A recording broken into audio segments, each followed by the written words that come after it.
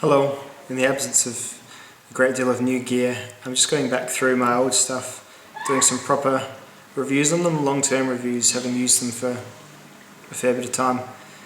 This time I'm going to be talking about the Opinel number 8 folding knife from France.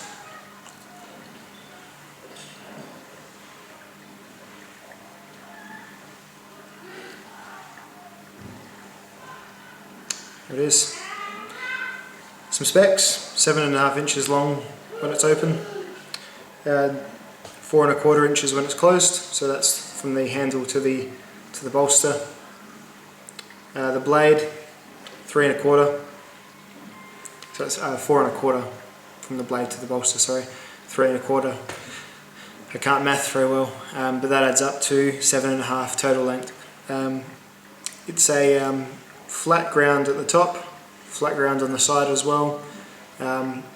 Somewhat of a bowie or a clip point knife, but with a lot of belly sort of thing going all the way down. So I guess it's just it's an Opinel shaped knife. They're all shaped like this, and it's almost their traditional shape.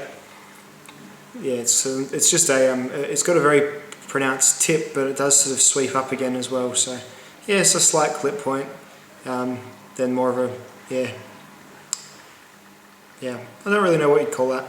Reverse Warncliffe perhaps, I don't know. It's got a high carbon steel blade, so they make a stainless one now. They make a sort of a line of more modern looking ones with plastic handles with stainless or carbon steel.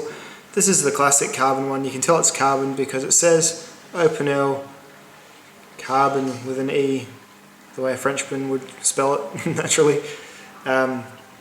So yeah, it's a from what I've read, they don't really give too much detail. From what I've read, it's got about the qualities of 1075 carbon steel or something of that nature, because it's nice and fairly soft and easy to resharpen, and very low rust resistance, but gets a very good edge on it. And it's cheap. It's fairly cheap because these are $12 knives. So if it was anything too amazing, the knife price would definitely go up. So I think it's a steel that Opinel would source locally or make themselves. The other materials are just a stainless steel, which would be just one of your very basic high resistant stainless steel locking collar, and then a beech wood handle, which is one piece, so it's a circular handle that's then carved or machined into this shape, and then this line here is milled out for the knife to slide into. The locking collar is the mechanism, so that's locked right now. The knife will not shut because, as you can see, that part of the knife comes into contact with the collar. It's a very, very high integrity lock. For the knife to fail, this whole collar would have to bend and fail, and with this lumpy bit here especially, I don't think that's going to happen. I think what's going to happen is the knife blade will probably break first. So once this knife is locked, especially if you lock it really tight, there's nothing going to happen to it that's going to make it shut on your hand. They say it's basically a fixed blade in terms of it staying open. Of course, other parts of the knife will no doubt fail first, probably the light beech handle or the very thin blade. But there you go. I've used this for about a year. I've tried to use it for various applications. It's ended up becoming basically a sort of a third knife that I might take camping, that I use primarily for cutting food up, food prep. I've not continued to use it in a bushcraft sense or for any of my utility purposes really. That's just because I've got better knives to do it. This knife will do all those jobs, and with the locking collar it'll actually do more than you think it will. You see videos of people battling with these, and yeah, that's fine, why not?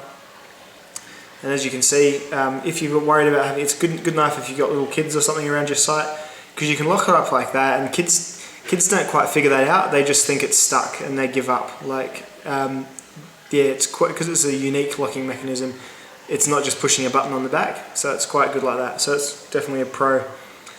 I'm just going to go through the other pros and cons now. The knife blade is very sharp. It's got a very sharp tip, and the flat grind means it slices like no other knife I've got. It's probably the sharpest knife I own. They come very sharp and they stay very sharp because there's really such a little amount of steel there that all of your maintenance is just removing tiny little bits off, usually with just a leather strop. I've only had to take this to a stone once. Everything else has just been stropping. So it stays very sharp and is very sharp, and when it does go a bit dull, you bring it back to life with a piece of leather, so it's a pretty good deal, I think. It's very light. Don't actually have the weight on it, but I'd say it's probably about a 40 gram or 50 gram knife.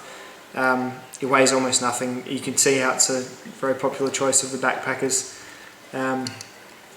because you just lose it. You don't even realise you've got it. It feels heaviest at this join point here, because the blade's really thin. The handle's really like a light. Beech is really light wood. So yeah, all the weight seems to be in this end part here. Very cheap. It's good. $12 in America. You pay for Opinel number 8. The smaller ones for a bit less and big ones for a bit more. The flat grind is great for food preparation. It's a bit like how your Spydercos will out-slice all of your other chisel ground or saber ground knives. This will out-slice, or this will slice with a good Spyderco. And yeah, as I've said, the locking collar is probably the ultimate pro for this very cheap knife. Who would have thought one of the cheapest knives you can get has one of the best locking mechanisms? Fantastic.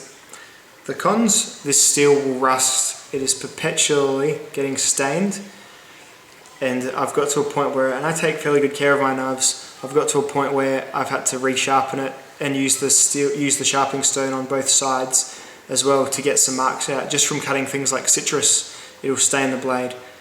It doesn't really matter. You get a nice patina in the end, and you can sort of see there's that little hot spot there where obviously the blade was a bit uneven or something that I ground away, but yeah, not the biggest deal in the world. Pretty much just show and shine department. Doesn't affect the performance, but it will mark and stain and rust. And it's a perpetually stiff opening as well.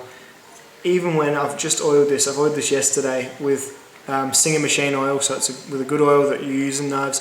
I think what it is, the wood swells at the end there when the oil gets in it, and I think that might make it a bit tighter, and I don't think there's a great deal you can do about that, but it's not the end of the world. It's just, if you're finding it a bit of a nail buster, you might just need to oil it a bit more, probably once a week or so. And if you do take it on a trip with you, just bring a little container of oil just to keep the maintenance up. But that's the only negative experience I've really had with the Opinel. As I said, it's been relegated to a food prep role with me, which is nothing to snort at. It's probably what you use a knife for the most. And there you go. Okay, you can't really knock it for $12. Thanks for watching. See you later.